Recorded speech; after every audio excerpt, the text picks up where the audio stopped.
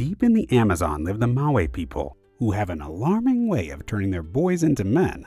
To become a man, the boy must stick his hands into gloves filled with bullet ants and withstand their stings for over 10 minutes, all without making a peep. If the boy does cry out in pain, he has failed. Not an easy task, considering the bullet's ant sting is said to be one of the most painful in all of the insect world. Described in Schmidt's Pain Index as the equivalent of walking over flaming charcoals with a 3-inch nail embedded in your heel. Though initiation ceremonies such as this may seem extreme, unnecessarily cruel, or even primitive to our modern sensibilities, they do represent a missing and near-forgotten part of our own culture. Once upon a time, we too hosted our own version of such rituals. Rituals every boy would have to pass in order to be recognized as a man. Such traditional rites of passage have now been largely erased, and as such, it's up to many young men to create their own. This special urgency to mark the transition from boyhood to manhood is so strong it cannot be resisted. And where a society has removed any obvious rites of passage a boy can follow, or where he lacks healthy instruction from older male role models, this overwhelming impulse often manifests in problematic ways. This is where we hear of young men acting out, or causing a nuisance as society likes to label it. Getting into fights, getting blind drunk, or sleeping around with as many sexual partners as they can. Beyond showing off, all of these actions are, whether the young man realizes it or not, his attempt at demonstrating his worth to the tribe. You see, the sad thing is, men are quite often viewed as more expendable than women. Biologically speaking, they're not nearly as important for the preservation of the human species as women are. Perhaps this notion of expendability is why so many men end up as cannon fodder in war. Why they feel the call of the hunter or the warrior, or why they are overrepresented in dangerous lines of work such as construction, farming, firefighting, policing, and more. Even if it risks costing them their own lives, it seems that men are driven by an unconscious desire to make themselves indispensable. Today we're going to take a deeper look at this notion and realize that a man's path to embracing his true masculinity lies in finding his place in society. Every man must cut his own path, and though this may seem daunting, it is what makes his life worth living. The most important thing for a man to discover is how he contributes to the world.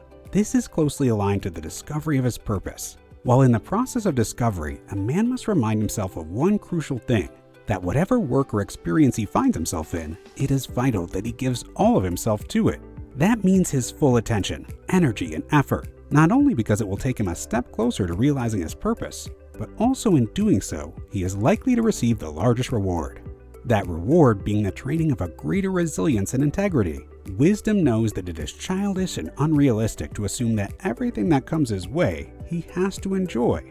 On the contrary, more often than not, to get to anywhere in life worth going, we have to face unexpected, uninspiring, or even what appear to be unbearable situations along the way. How a man approaches those situations speaks volumes to his character, and a man's character is his greatest currency. You see, a man's strength is not determined by his muscle mass or physical ability, though that might indeed be important to many men in their chosen walks of life. A man's strength is, first and foremost, found in their character. Our character informs our reputation, and our reputation determines which doors close or open to us. How is it that some men succeed in becoming reputable leaders, teachers, and sources of inspiration, remembered throughout history, while other men only succeed in being regarded as drains in their society? Parasites who extract wealth and give nothing back in return? The answer is simple. It all rests on whether you have figured out what your value is. After all, how can you prove your worth if you don't even know what your worth is? Before any man can contribute, he must first figure out how he can contribute. Spoiler alert, it can take a considerable amount of time and energy in figuring out that how. The road to discovering our purpose is filled with many pitfalls and deep manholes, if you'll forgive the pun, from which we often struggle to climb back out of. Moreover, we often find ourselves walking in one direction, certain this is to be our way at last, only to find ourselves lost all over again, with no choice but to turn back and walk over previously trodden ground. These apparent aimless wanderings and multiple instances of getting lost are not really losses at all. Actually, they are essential lessons on the road to moving ever closer to who we really are. As Paul Auster puts it in his novel, The Brooklyn Follies, all men contain several men inside of them, and most of us bounce from one self to another without ever knowing who we are. Consider these words for a moment and be proud of yourself if you're still walking that path, no matter how long winding or full of seeming dead ends. It shows you have not given up. You have all the grit and determination necessary to make something of your life. The truth is, the only way we find our purpose is through repeated trial and error. It's a shame that our language separates failure and success and treats them as opposites. Actually, failure is an integral component of success, and anyone who has achieved success in their life is someone who has grown comfortable in failing time and time again. Just look at our aforementioned novelist, Paul Auster, who admitted that throughout his 20s and early 30s, everything he touched turned to failure before he found any sort of success in his career. Or consider Michael Jordan, one of the most celebrated basketball players of all time, who confessed that, "I've lost almost 300 games. On 26 occasions I have been entrusted to take the game-winning shot, and I missed. I have failed over and over again in my life, and that is why I succeed." The path to success and purpose requires a bold tenacity and a will to experiment. And when it comes to trying out several career paths, you can't go wrong with Course Careers, an online learning platform open to anyone. No degree or experience is required. Everyone is welcome to the diverse range of affordable courses they have to offer. Learning with Course Careers enables students to go through at their own pace, while picking up vital skills such as creating the perfect resume and nailing the interview process. Also, you can be one step closer to your dream career. Don't hesitate to check them out. The link is in the description below. Okay, where were we? Ah yes, so let's say that you finally discovered what it is exactly you can contribute to society. Fantastic! Pat yourself on the back. But, and forgive me for being too much of a party pooper, someone has to say it. While finally understanding your purpose does significantly alter your quality of life, it doesn't mean that things are going to just miraculously improve. Far from it.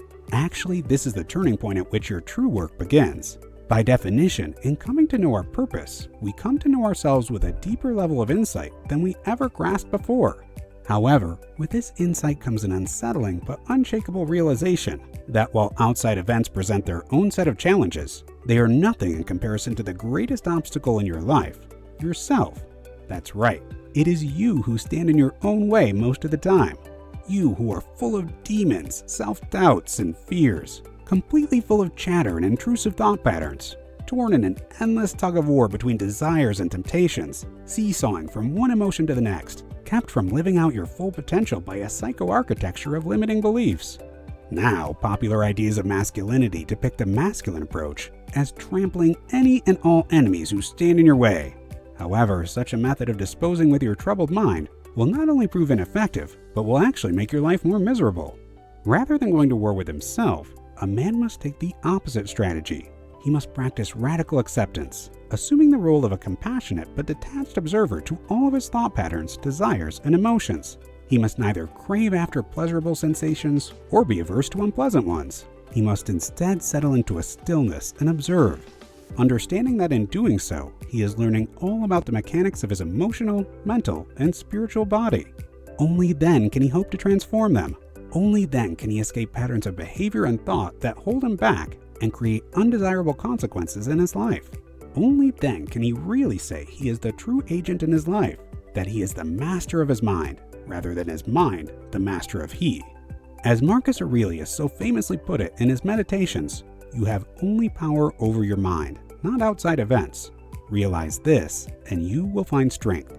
It is only under such conditions that the boy has finally stepped over into being a man, when he has cultivated emotional intelligence, when he exhibits self-control and is thoroughly self-aware, when he can navigate his sensitivities and tolerate those of others, and from this sound psychological base live out his purpose and contribution to fellow mankind. All three of these major steps, becoming the master of our mind, finding our purpose, and contributing to society, do not necessarily follow one another in a linear sequence. Rather, they are discovered alongside each other, the realization of one promoting progressing in the realization of another. When we arrive to the point where each three are aligned, it is then that we become a boon to our families, friends, and communities, an indispensable member of the tribe. Thank you for giving us your attention. Here at Wise Clarity, we're proud to make ourselves indispensable by continuing this much-needed conversation around masculinity and providing our audience with educational content on self-improvement such as this. If you enjoyed this video and want to see more, please make sure to subscribe, like, and share a comment below. How have you embraced true masculinity in your life?